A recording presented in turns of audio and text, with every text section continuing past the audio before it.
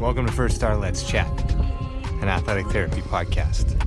I'm your host, James Gardner, certified athletic therapist, certified strength and conditioning specialist, yoga instructor, human being. This platform, for the pros, by the pros, anybody in the performance space, and beyond. Welcome here to share in the stories of professionals, experiences, journeys, learning along the way. It's a platform to connect, to network, and to be a part of a community that cares, with conversations that matter, experiences that resonate, and generate ideas, thought-provoking, organic dialogue, passionate pros. Brought to you as always by First Star Therapy, Mobility Tape, Epic, and Benchmark Athletics, in association with the Canadian Athletic Therapists Association. It's First Star Let's Chat, an athletic therapy podcast. Thanks for being here. Thank you for being a part of it.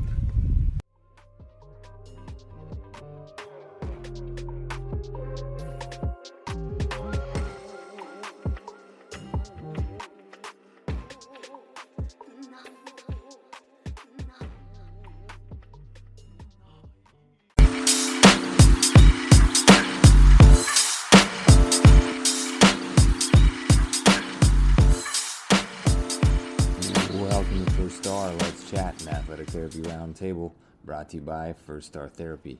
I'm your host, James Gardner, and this is a platform for the pros, by the pros. Passionate pros, organic dialogue. Let's chat. Thanks for listening. Let's roll.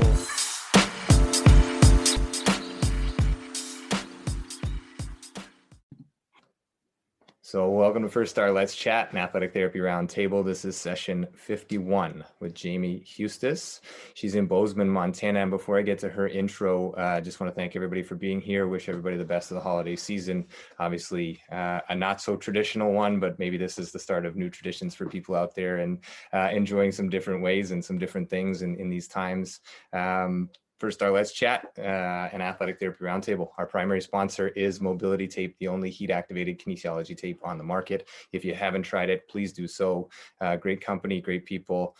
If you're using kinesiology tape already, the heat-activated component, natural product that builds right in and creates a lot of good things for athletes in my usage and their usage and my recommendation. So if there are any questions with that, I'm happy to field any questions with that after the fact. Please reach out anytime. They are at Mobility Tape on Instagram, and you can find them online as well. It's brought to you by First Star Therapy, and away we go. True North Athletic Therapy, PLLC, is owned and operated by Jaime Huestis, MS, ATC, LAT, SFDN, and we'll get her to explain each one of those initials after the fact. Her priority is to appropriately assess and treat musculoskeletal injuries, chronic problems, and joint mobility restrictions for the athletic population. The aim is to give quality injury care to all people, regardless of age or ability, whether the sport of choice is recreational golf, CrossFit, of which she's an avid proponent, tennis, running on the weekends, or traditional organized sports. True North Athletic Therapy strives to implement a personalized and caring treatment program with the goal of keeping clients participating in the physical activity they enjoy. Jaime has 20 plus years of experience in the profession of athletic training and sports medicine. She's helped athletes ranging from all levels, including high school, collegiate, NCAA Division I and II, and in the professional arena, both nationally and internationally. The majority of her career has been spent in the Bobcat Athletic Training Room at Montana State University-Bozeman and as a member of the sports medicine team for the ESPN X Games. Jaime's credentials include a bachelor's degree from Adams State University and a master's of science degree from Montana State University. She's a nationally board certified by the NATA BOC, NATA BOC, and board licensed to practice in the state of Montana. She's also one of the few practitioners to hold a certification credential in dry needling from Structure and Function Education. Jaime, really appreciate you making the time to be on here. I know we're not on the same time. You're in Mountain Time over there in Montana. Also, the NATA-CATA merger. This will be a nice conversation because up here in Canada, we don't have a full understanding of what you do. You have maybe a fuller understanding of what we do, but we can sort of connect some dots here. So I'll let you say hello and then we'll jump in.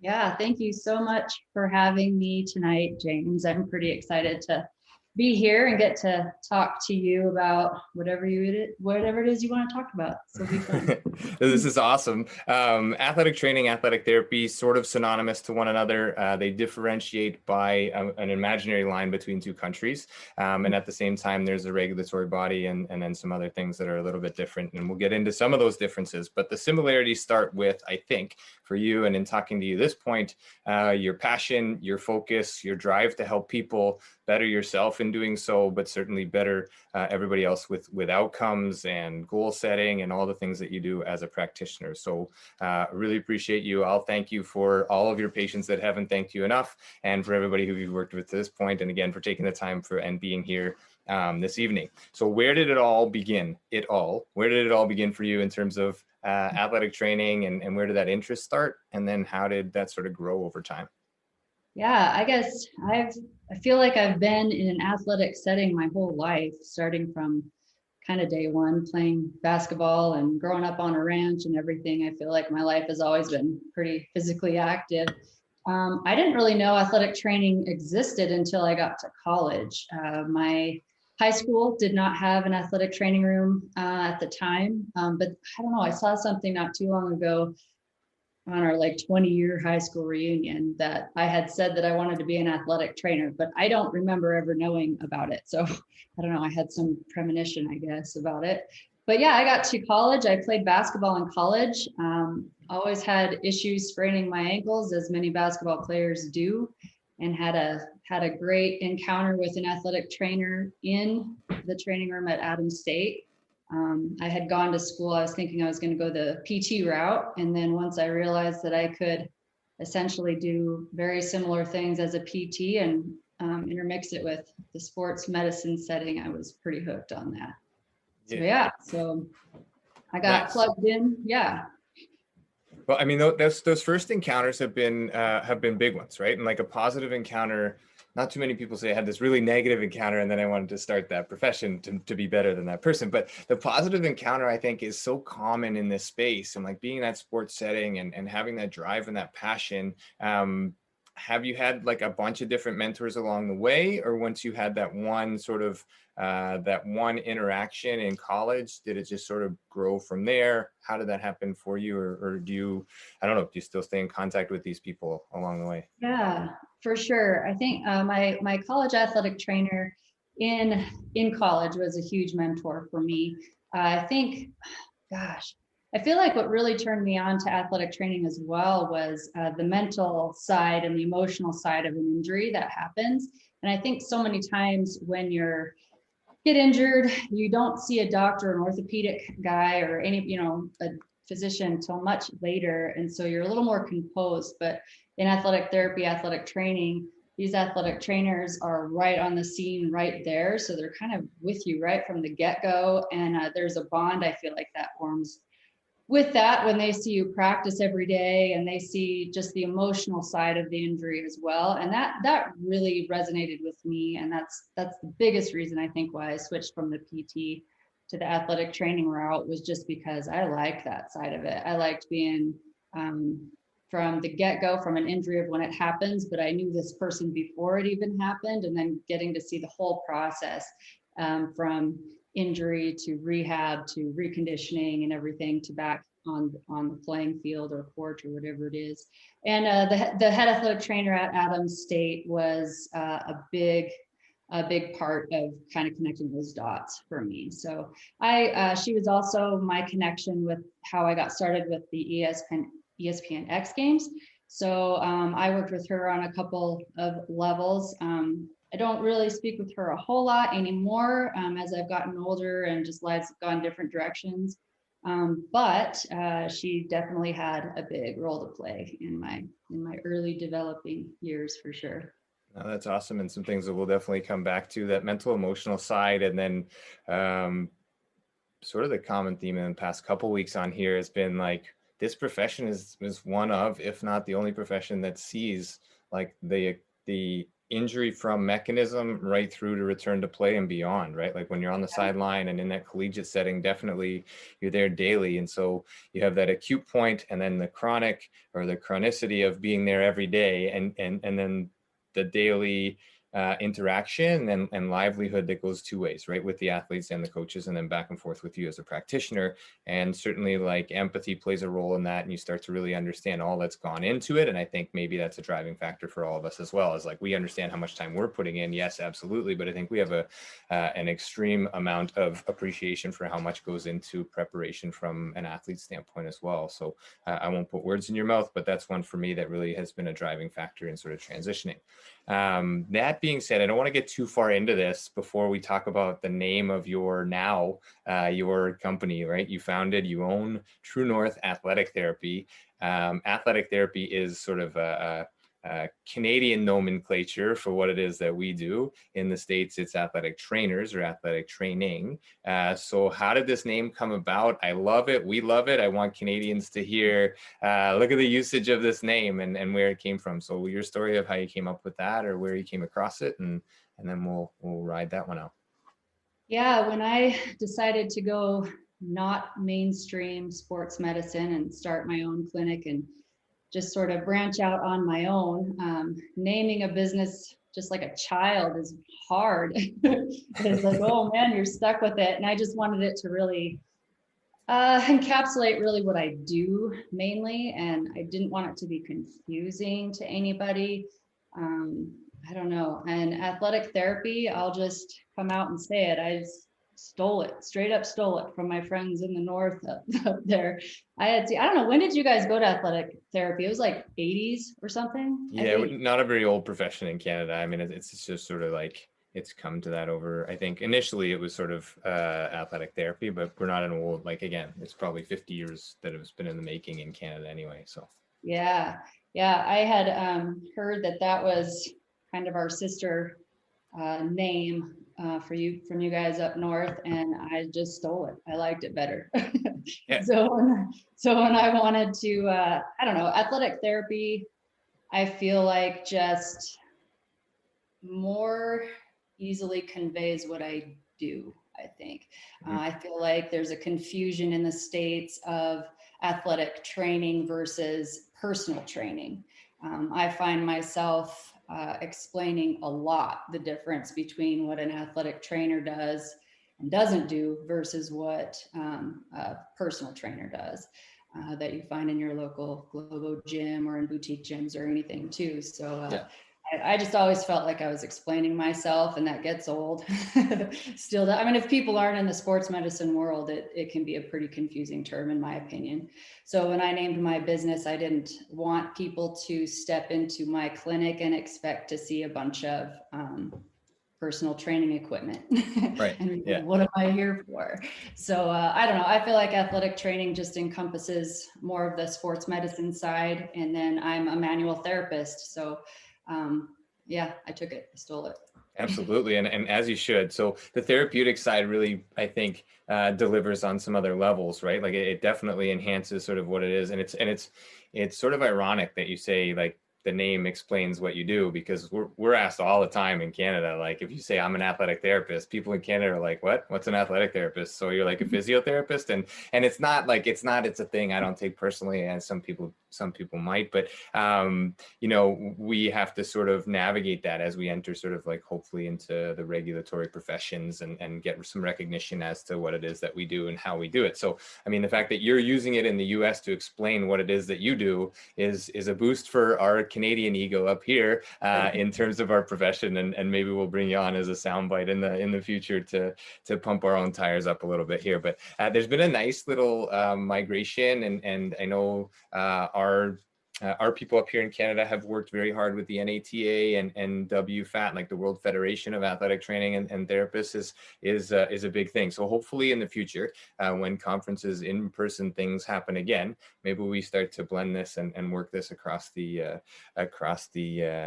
board. 1975. I just got a message. Thanks. I just got a message. 1975 is when we changed from trainer to therapist. I appreciate that little tidbit. Hey, Thank you for throwing that in. Too far off. Yeah, you know this better. You know this better than I do. So yeah, so 1975 for all of those athletic therapists out there and athletic trainers in the U.S. That's when we transitioned over. But no, I think all these things are amazing, and that's what caught my eye originally, sort of like through social media channels and things like that. I was like, oh, True North Athletic Therapy. That sounds like Canadian, maybe, I don't know. And then we started chatting back and forth, and you're doing a lot of great things. So you're out on your own now in your own business, and how long has that venture being in place for you?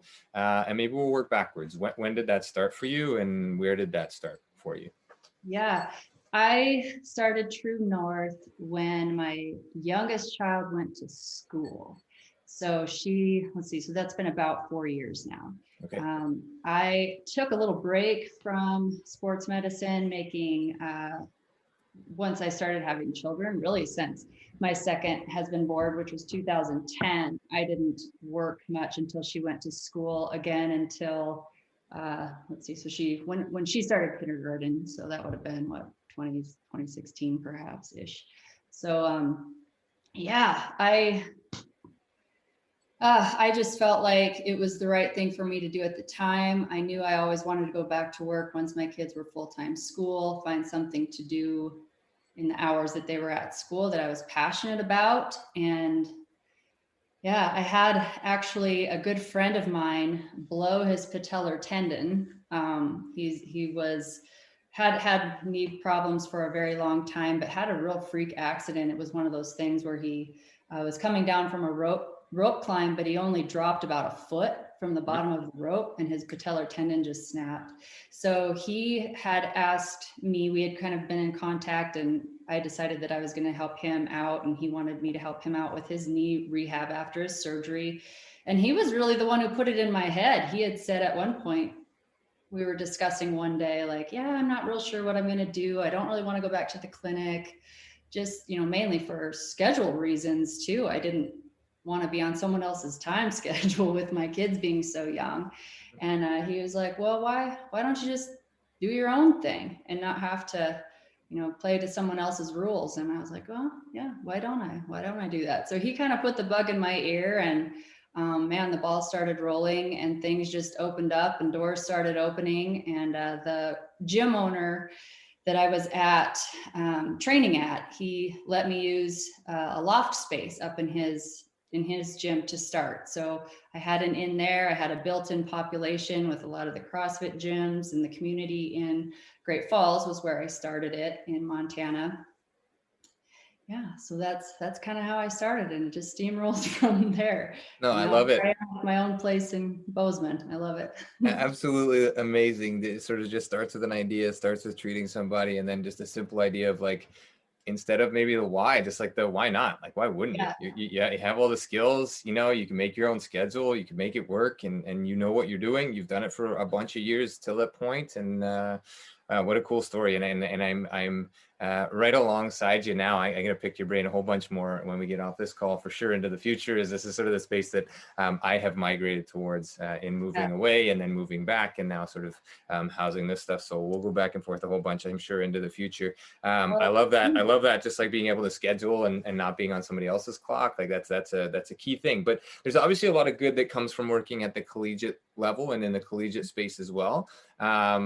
Before we get into sort of some of those, how was the transition for you from that collegiate into your own? Were there a lot of things that you thought about, had to think about, didn't think about, and now you're thinking about? How was that transition from that space into your own?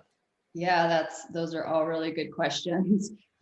It was scary. It was really scary because at the time, and I could be wrong on this, but I'm unaware of anybody else in Montana right now as an athletic trainer that's on their own. Amazing. So I'm not, and maybe somebody will pop out of the woodwork and correct me on that, but I'm just not aware of anybody else who's doing that. So yeah, when I started, I had to ask a lot of questions too with my licensing board and things too, just to make sure everything was okay legally. I mean, I didn't know a ton about it and what had changed from the time that I had been in the collegiate setting. So fortunately, I had good friends who are on the board, or people that I knew that I could talk to and make sure everything was on the up and up there. Yeah, so it was scary. I'm not going to lie about that either. It was definitely something different. And having been out of the sports medicine setting for a while, for a number of years, I just felt rusty too. So, it's just such a skill to keep up with your skills and your evaluation techniques, and even just all the new research that was out. I just felt behind at first. Taking that little bit of a break. But one of my huge passions is research. I love reading stuff. I read a lot.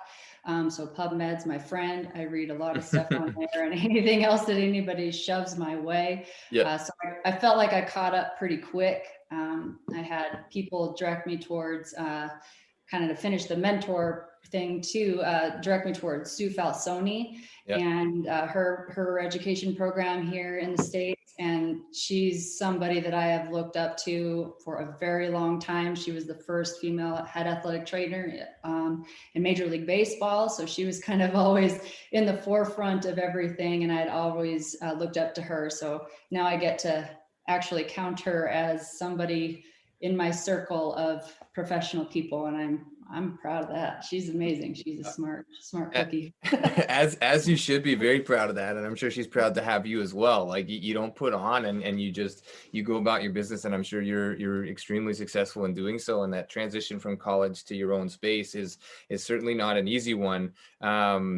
So Sue, I chased Sue around at the I can't remember what year it was. It was either 2018 or 2019. I think it was 2018 in Indianapolis at the NSCA conference, because she was there, and I was like trying to like just say hi to her and just like thank her for everything that she's done, because she was a huge inspiration. I think I was in baseball when she was with the Dodgers, and I was working in pro baseball as well, and heard about her and was like, man, this is great. Like, why isn't more of this happening? In Canada, there are more female therapists than there are male therapists. Like, it just doesn't make sense that we're not distributing these jobs to the people who are most highly qualified. Anyway, regardless of that, I chased her around, I think for entire 2 days trying to just say hi. And then like I got close enough and I was nervous. And then, but so you've done like structure and function. She does some great work, and we won't make this about Sue's work, but the book that really did it for me was her most recent one, I think, which is like bridging the gap from rehab to performance. So if anybody, it's probably right on your bookshelf. I think it's on mine as well. You got it. Yeah, there it is right there. Bridging the gap from rehab to performance. And what a book. Like it's simple enough to flip a page and be able to follow, but it's also in-depth enough that if you need something that to sort of get you over the edge in certain scenarios, it's fantastic. So I would certainly recommend that to anybody out there. And as I'm sure Jamie would too. 100%. It's a great read and it's genius. She did an amazing job with it. Yeah. And those are the ones that I always get questions about from being in the education space previously, and working with student therapists and therapists that are just coming into the world of professional therapists. How do I transition them from rehab to performance? And like this book does a great job of just laying some things out there that are pretty transitional, and it doesn't have to necessarily just like, we don't just go from rehab and then all of a sudden to performance. Anyway, good book, great book. Read it, grab it, reach out there. So dry needling is the other thing, right? Like you're a dry needling practitioner in Montana. This is a thing.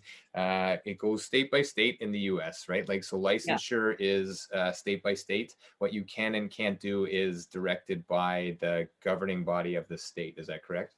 That's correct. Yes. Okay. Every state has its own little situation.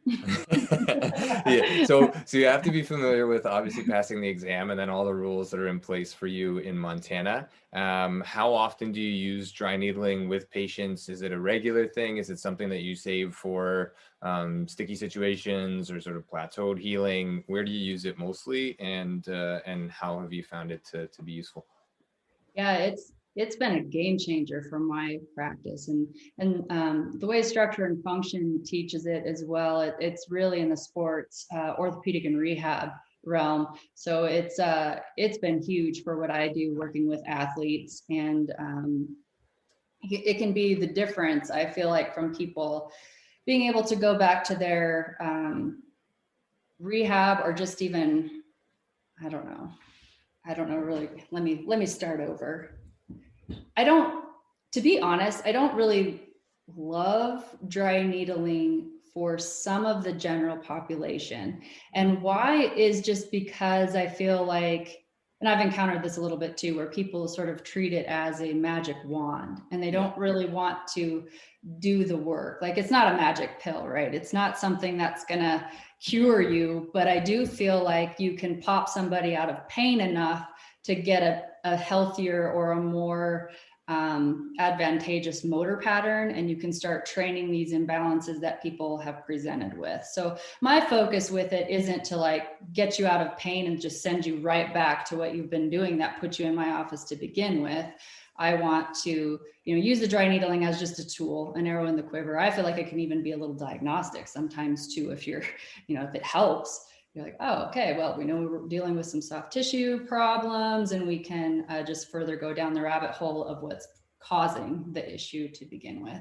So that's really how I use it. I use it daily for sure. I use it daily with my athletic people for sure.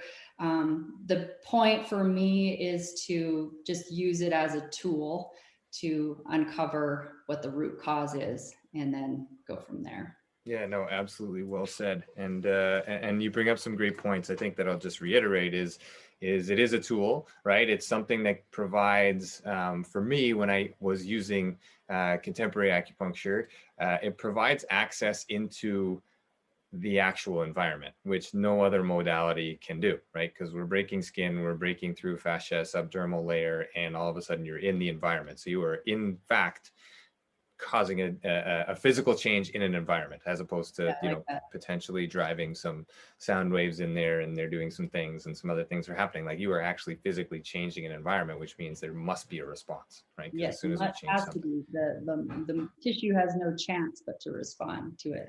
Has no choice, right, but to respond to what you're doing. Yeah, I like that. And I love the point of just sort of like the neural patterning and maybe changing and overhauling that through those means as well. The other point that I love that you made was that it becomes sort of like, this magic wand. And I think that's true for every modality, even if it's like bicep curl is the modality of choice. It's like, well, like that one did it. Like, that's the one that really made me feel what I need. And then so athletes as well, for me in doing certain things, like, can you do that thing you did before that made me feel better? I was like, hang on a second. Like, now we're overhauling the patterning of thought to say, it's not me that made you feel that way. It's you that made you feel that way. Based off of what we did. And so I love the dry needling angle of things as a tool in the tool belt to be used as necessary and as you see fit. So you can do it in Montana. There are other things that you can and can't do in Montana that you can and can't do in other states. I think that's a point that sort of varies, between Canada and the US. That's a little bit different. I mean, there are certain things that we can and can't do in different provinces, but it's a little bit more distinguished, I think, in the US. From state to state, there are greater variances. Is that fair to say? Yeah, I think the biggest thing is, like, nationally, of course, our national association, the NATA, says that dry needling is within the scope of practice for an athletic trainer. And then from there, but state laws always trump the national laws. So then it's just up to whatever your language in your state practice act either says or doesn't say. And in Montana, it doesn't really, it's not real specific. It doesn't say athletic trainers are allowed to do dry needling, but it doesn't say we can't either. And in the verbiage that it says, it talks about mechanical things, implementing mechanical modalities, which dry needling definitely would fall into it. And then as long as it's in your scope of practice. I mean, I have a lot of training in dry needling, so it's well within my scope of practice. So, and scope of practice just grows as your knowledge grows. My scope of practice as a 20+ year practitioner is going to differ from somebody who's just popping out of school. So I think those are kind of some of those finer points that need to be understood too. So. Yeah. And we have a ton of students that pick this up and sort of relatively new therapists as well up here and internationally now as well, which is really nice.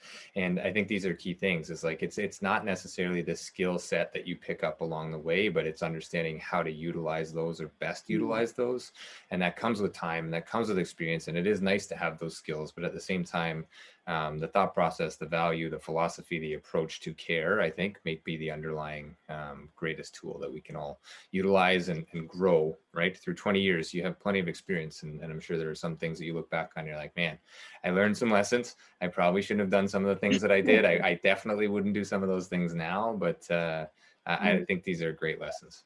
Yeah, for sure. And then, it's just, I just feel like if you ever strap yourself to one specific tool, that handcuffs you in a lot of ways too. Like I have plenty of clients who have no desire to do dry needling whatsoever, then what, right? So now you got to go into your other toolboxes of either fashion manipulation or, just other tools that you have. So you have to still be able to treat your clients without, some things that people just aren't comfortable doing. So yeah, no, that's awesome. That's great, and I think it really captures a lot of things that matter and your outlook and your approach to things. So let's go back to Montana State, and you spent some time there, right? In the training room there. How was the experience in the collegiate setting? What were some of the things now looking back that were amazing about it, and now in looking back, you have a little bit more to reflect on and say like, okay, maybe that wasn't, I mean, at the time it might've been great, but now looking back, what does it feel like? So let's start with the positives. Working in that university setting, that collegiate setting. Go Cats. I loved my time in the MSU Bobcat athletic training room. It was quite easily the most formative period of my life as a practitioner, for sure. The things I loved about it, I loved just being a part of a team, being an athlete myself. Oh man, just being a part of the team, living the day in, day out stuff. I wasn't married or had a family at that time. So that's just literally all I did. I'm pretty sure I was at the field house for 14 hours a day, most days. And that was just what I did. So I worked with the men's basketball team mostly. I had some great experiences with the volleyball team. I had some other teams that were sort of under my supervision that some GAs would travel with them, but they were kind of under my supervision, if you will. But yeah, men's basketball was where I traveled the most. And then volleyball was a close second with those two teams. And I still keep in touch with so many of the athletes that I was an athletic trainer for. Some of them have just been in my life ever since. And that's been an amazing thing for me to have had that kind of an impact with young adults at the time, and still will call me, hey, my knee's busted, what should I do now? And, even before. So yeah, I loved it. I liked being able to get to see the athletes every day too. I feel like I could be pretty effective when I could have hands-on every single day. The excitement of it all, the travel, it was all good. It was fun. And just getting to get good network of other athletic trainers, orthopedic surgeons, PTs, chiropractors. We just had a team of practitioners around us that we could learn from and grow from. And that was huge. I had a lot of fun doing that. But yeah, coming out of it now, looking back, some of maybe the downsides of it that I feel like I get to reap the benefits having my own situation now with my clinic is I just have more time to focus in on treatment and evaluation per person. I spend an hour or an hour and a half with a client every single appointment, and that was not the case when I was at MSU. A lot of times you were just triaging, trying to make sure that they're staying, on the floor, on the court. But I feel like I'm working with athletes now that are older, and they're not, their scholarships aren't on the line. So there's not as much pressure. It's just more you can step back and say, okay, why are we in the situation that we're in now? Right.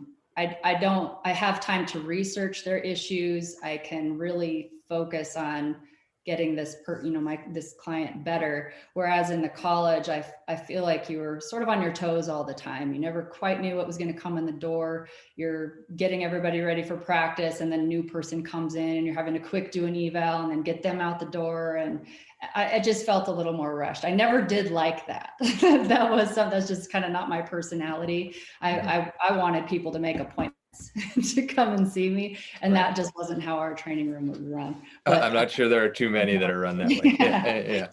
Yeah. So now people make appointments to come see me, and I'm prepared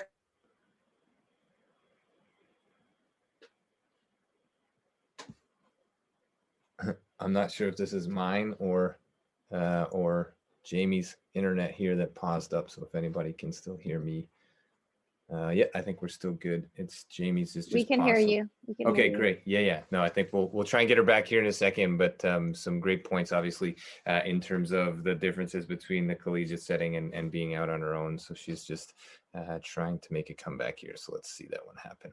But as we go through, again, this is session 51 of First Star Let's Chat with Jaime Huestis, who's in Bozeman, Montana at True North Athletic Therapy, just touching on some of the things that she had just brought up, and I would go into with her as soon as she comes back. She'll try to log back in. She's just messaging here. But that transition from having athletes all the time and having athletes on a daily basis into a space where she can navigate and have longer periods of time. Jaime and I connected on a lot of things. And one of the things was, I think maybe as we age, that's a thing that we want to do. We want to spend more time with people, and we want to sort of derive I don't want to say greater outcomes, but different outcomes with a different focus of like the human first and how we help somebody long term may differ in a space where it's constantly fast paced and constantly different team or different injuries coming through the door. She does a lot of CrossFit training personally, as we might get into if she can make her way. There she is. She's back here. 1 second. You're just muted. You're muted for 1 second. Come on back in. There she is. You're back. You're back in action.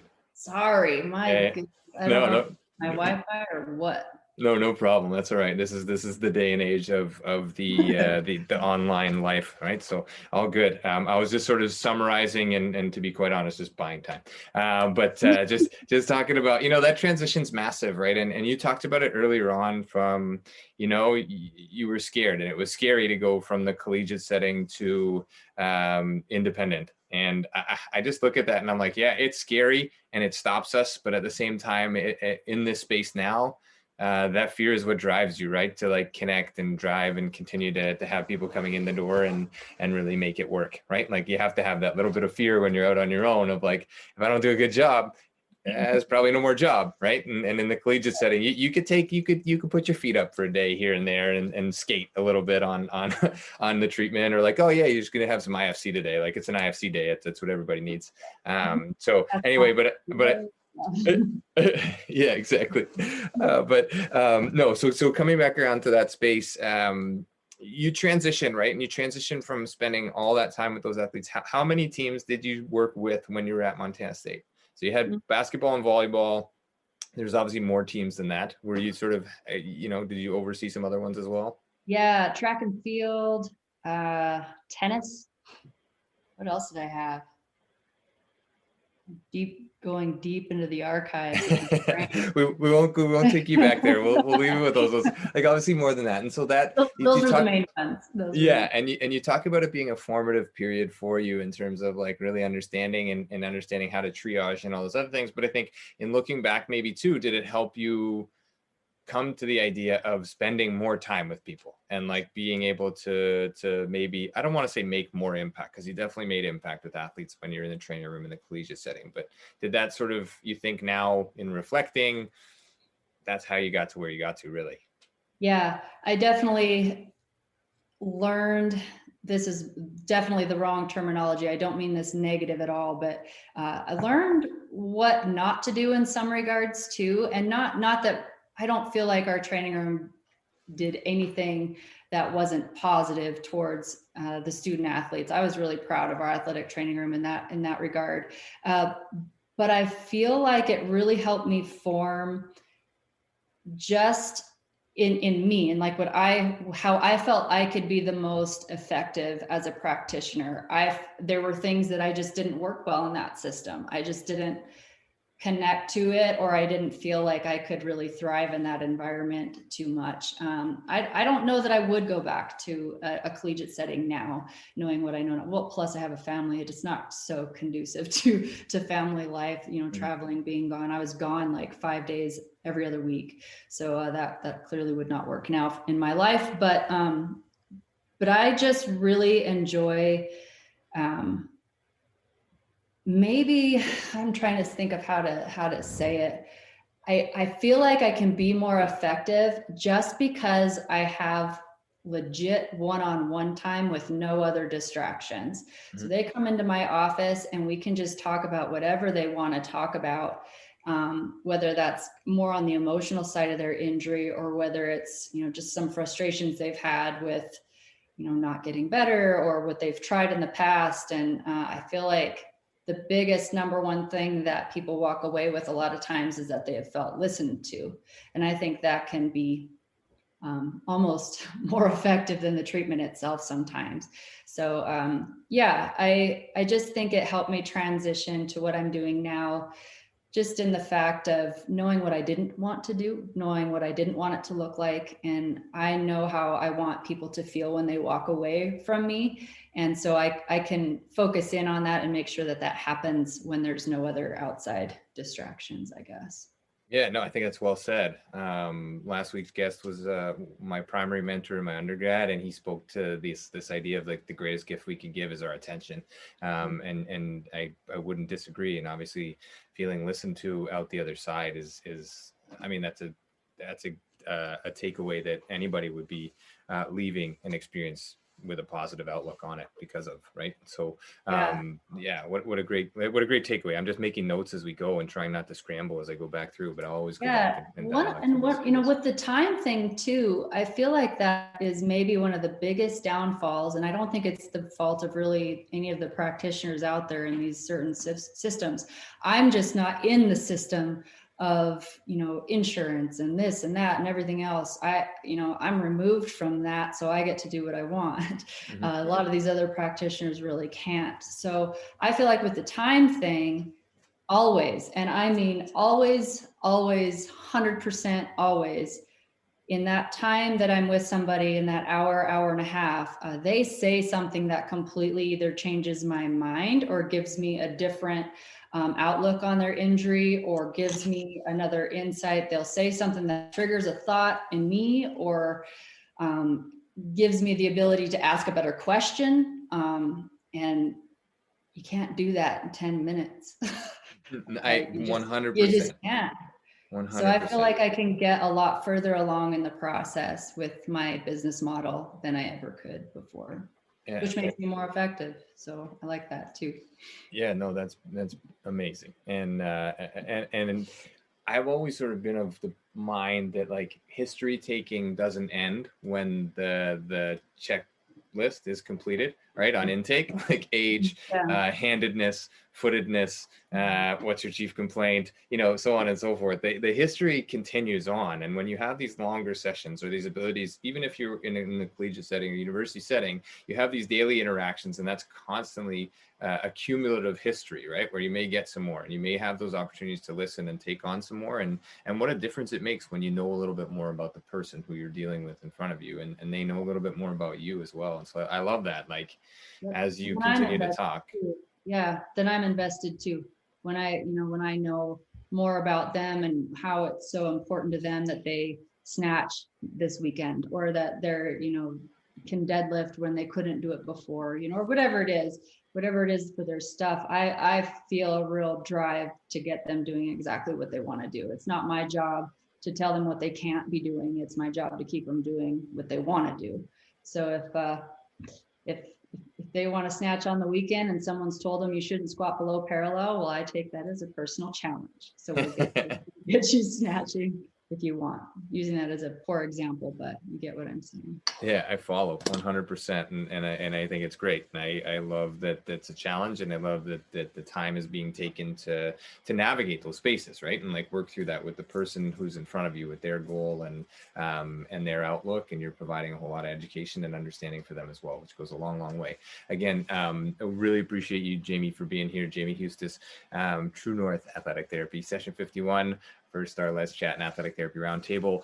If anybody has any questions, please feel free to type those into the box. Anybody that's here live, I will filter those over to Jaime as we get towards the latter part of this. But let's talk about the X like ESPN X Games stuff, because I've never worked it.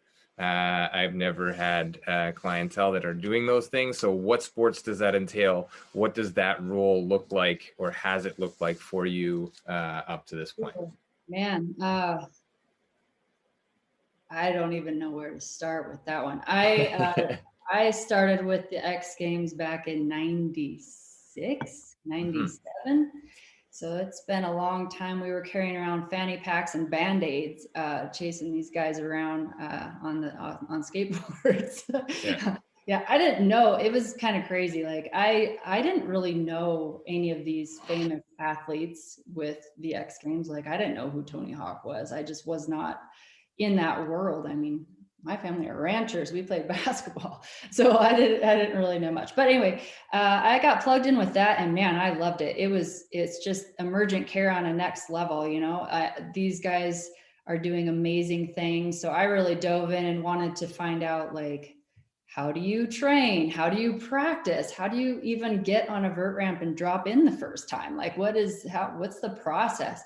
So I had to learn those type of sports from the ground up. I had no understanding of them whatsoever. And so getting that opportunity and then seeing the amount of, I'll use my X game lingo, gnarly injuries that would happen with these sports is amazing. I feel like I got a crash course education as a young athletic trainer that you can't get anymore.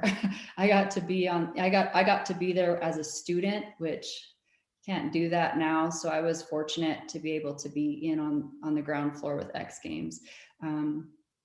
Yeah, that was great. Now I took a break from it. There was kind of a changing of the guard and leadership of the X Games. I was having children at the time. I couldn't be gone for weeks at a time. It was just it was time for me, just personal life, to just step away from it.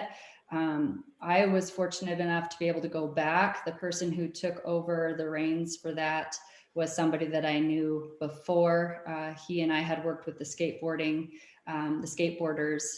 before I stepped away. And then he's the most perfect person for the job.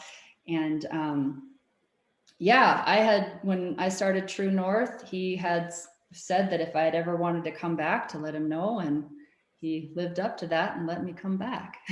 Amazing. So I've been back. I'm only doing winter X Games now, just staffing availability, and that's when it works for me too, for my kids, since they're in school in the winter and not in the summer.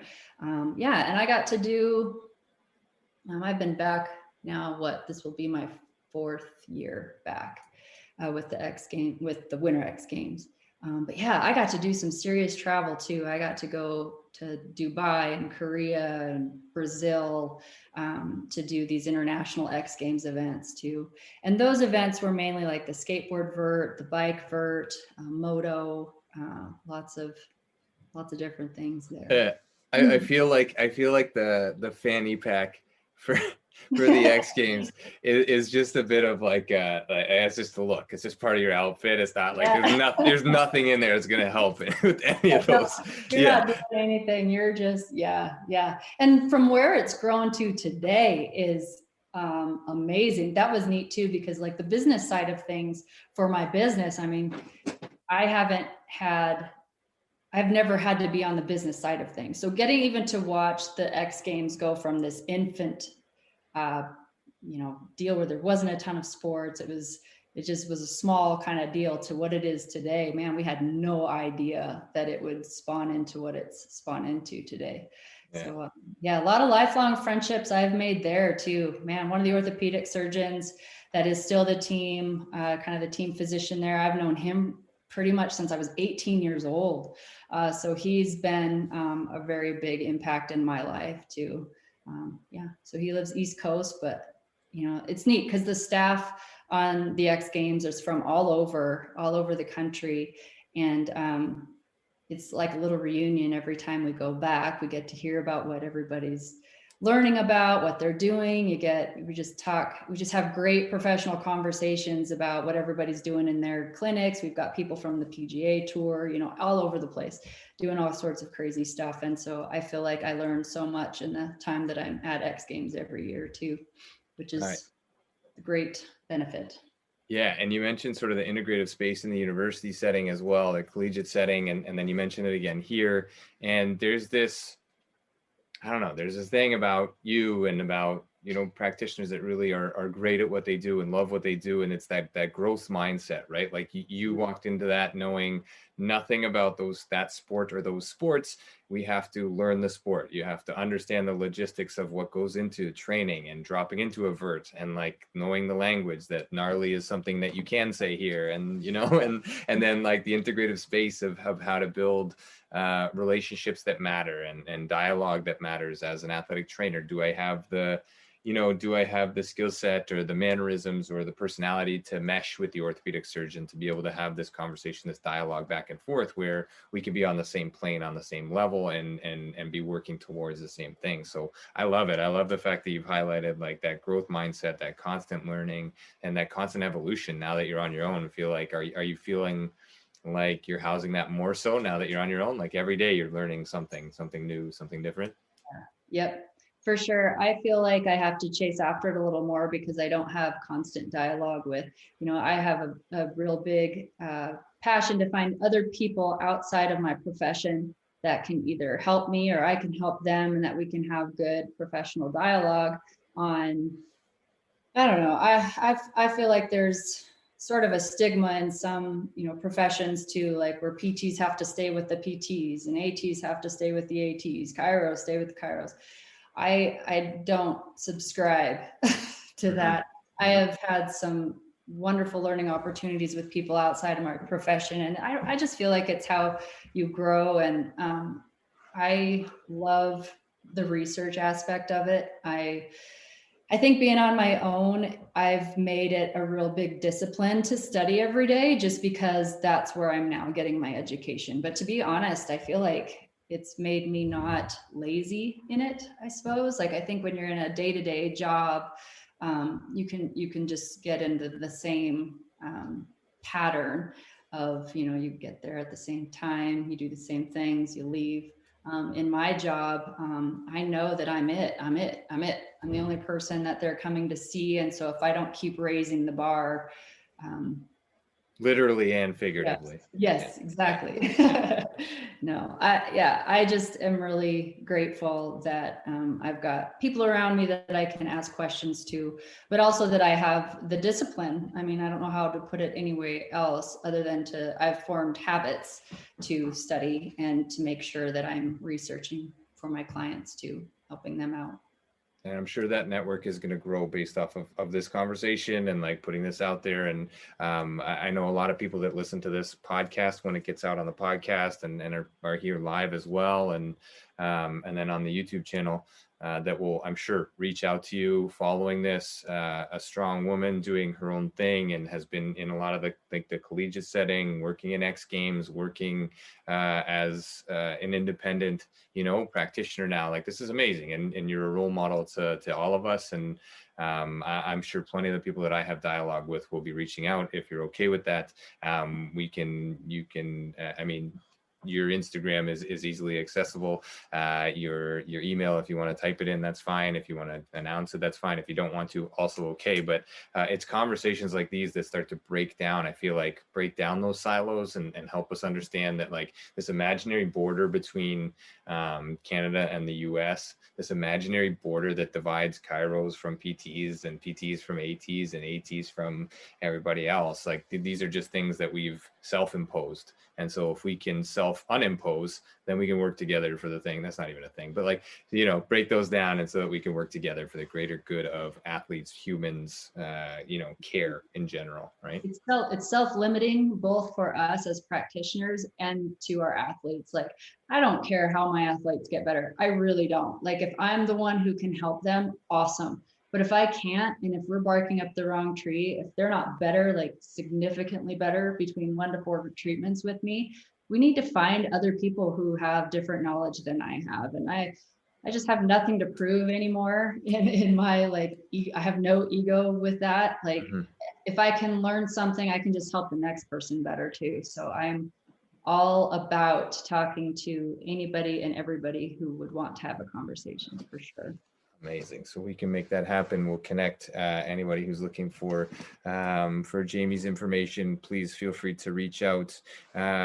Reach out to me. You can reach out to her Instagram handle at True North Athletic Therapy, and you can reach her there. And then I'm sure she can navigate. You guys can navigate that together. Emails, phone calls, whatever. Jamie and I have had a lot of phone calls, and a lot of the things that you've touched on have lit or continued to grow the fire in me, going out on my own and going back and forth on some of this stuff, and inpatient care, and sort of like the commitment that it takes, and the fear that is, like, embedded in all of us as not being a stopper, but actually being an enhancer to what we're doing. We need that fear. We need that little bit of I don't know, to keep us going. And you've been a mentor to me from a distance, and just through that stuff. And I'll thank you publicly. This is a big thing for me to ensure that I thank each and everybody who's on here for not only your time here, but for your connectedness with me and to our space, our integrated performance space moving forward. This is amazing. Your time is greatly appreciated. Thank you, James. The feelings are totally mutual. I've enjoyed our conversations immensely. You've helped me raise the bar as well. I love it. It's awesome. And anybody who's out there, like Jamie has some CrossFit stuff up too, and her raising the bar is a pretty impressive thing that we won't get into here tonight, but it's been a pleasure having you on. It's been a pleasure connecting, and we will continue to do so into the future. A couple thank yous coming in here now, and I'm sure plenty coming as we get this to podcast tomorrow morning for Monday the 14th, and then to the YouTube channel by the middle of this week. Session 51, First Star Let's Chat, an athletic therapy roundtable brought to you by Mobility Tape, the only heat-activated kinesiology tape on the market, and First Star Therapy, as always. We thank you very much for your time. Jamie, once again, I'll let you go. If you want to stay on, you can. I'm going to end the recording. We can hang out for a couple minutes. There's usually a few people who want to stay on for the after hours, five minutes or so. That'd be great. But it's been a pleasure. I'm totally willing to hang out. Thank you so much. And congratulations on 50 plus now of your First Star chats. I like it. It's great. Moving to the back nine now. Here we go. Made the turn, and away we go. Yeah, that's it. All right. I wish everybody good night, and we'll talk to you soon. Session 52 will be next week. We will have Richard Dumont from Concordia University on here next week. Following that, Anthony Moore to round out December and 2020 coming to an end. He is with the Leeds Rhinos over in the UK rugby. So anyway, that's that. Jaime Huestis, Session 51. Thank you so much, and good night.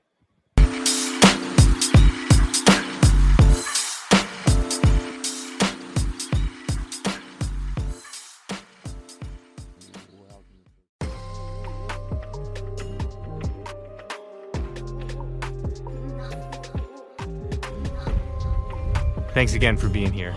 Thanks for listening. Thanks for being a part of this community.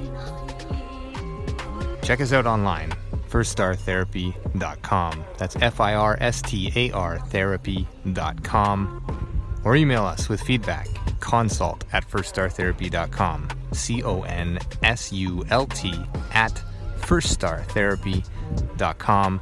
On Instagram @firststar.therapy, and our podcast host @letschat.at. This is First Star Let's Chat, an athletic therapy podcast.